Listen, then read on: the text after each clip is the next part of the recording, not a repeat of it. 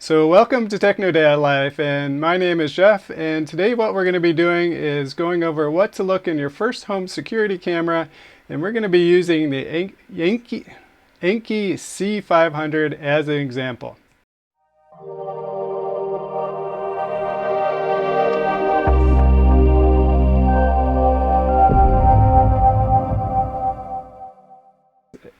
So the first thing you want to do is ask your spouse if it's okay to put some cameras on the outside of the house. Now, spousal approval factor is important for every relationship, but when you're drilling holes and running wires, you definitely want to make sure your spouse is on board before you start.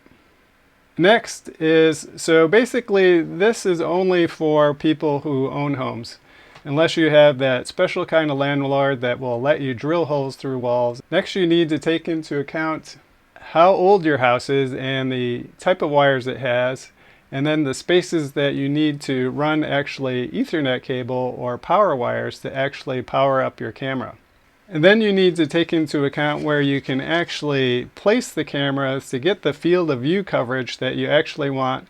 And again, you have to take into account the building material. So if you have a brick or if you have a stone house, it's going to be much more difficult to run wires to different places. So you have to look at that before you actually buy the cameras and install them.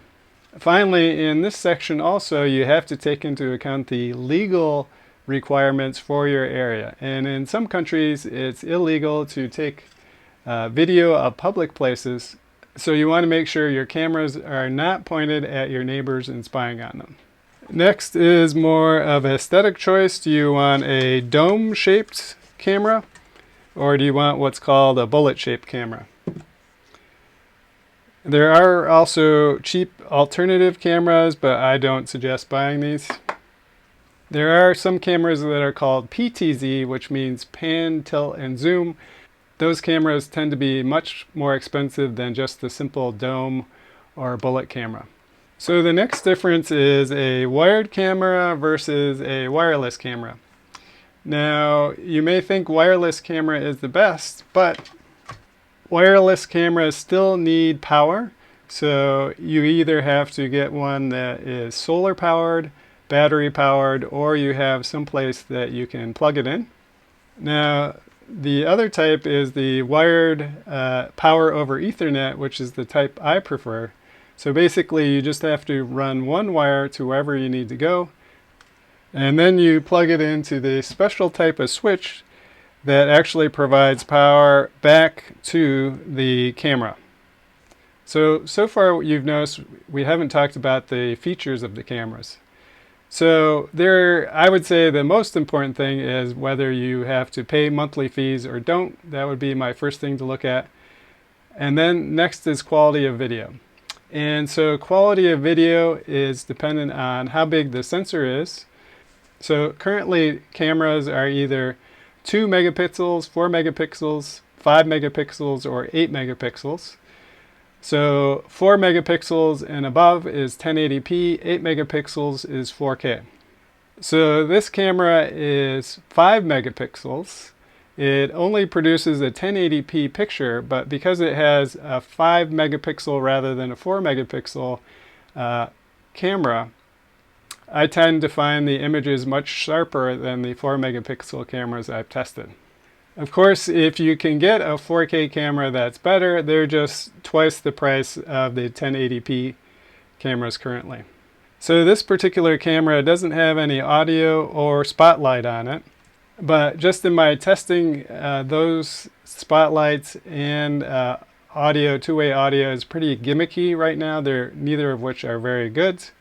So the spotlights tend to make it so you can see things farther away, but then up close they tend to wash out any images so you can't see people's faces. The audio I find just does not work at all on any particular camera I've tested. And if you're going to use audio, I would just recommend getting it on one camera, but then getting higher quality cameras for all around so you get better pictures.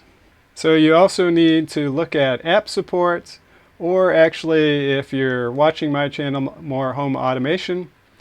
Now you can, if it's a RTSP or IP camera, you can integrate those into both HomeKit, so Apple HomeKit, or Home Assistant through various plugins. So let's take a look at the quality of this camera.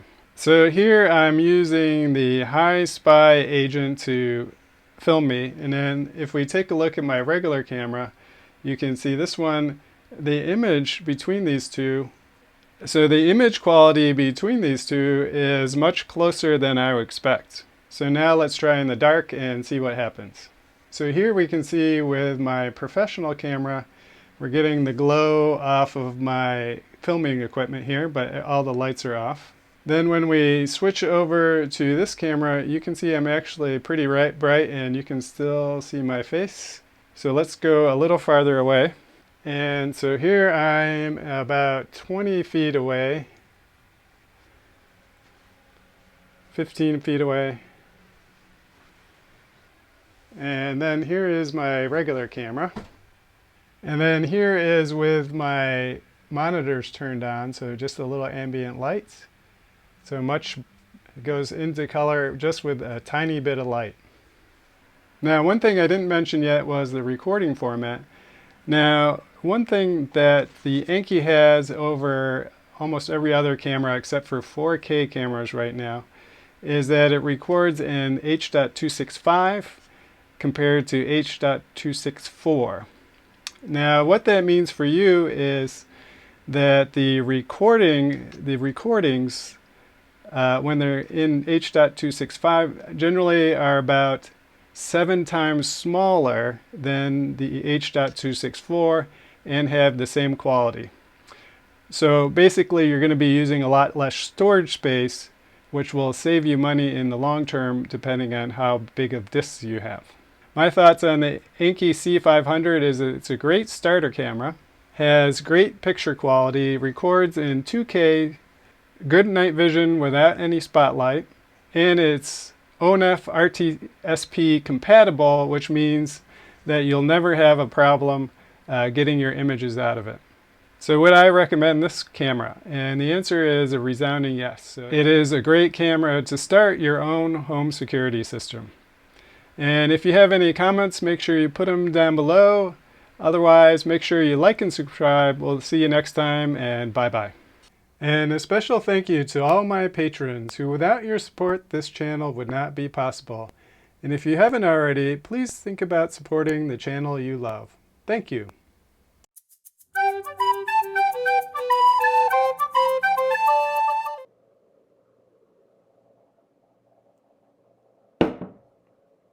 Done.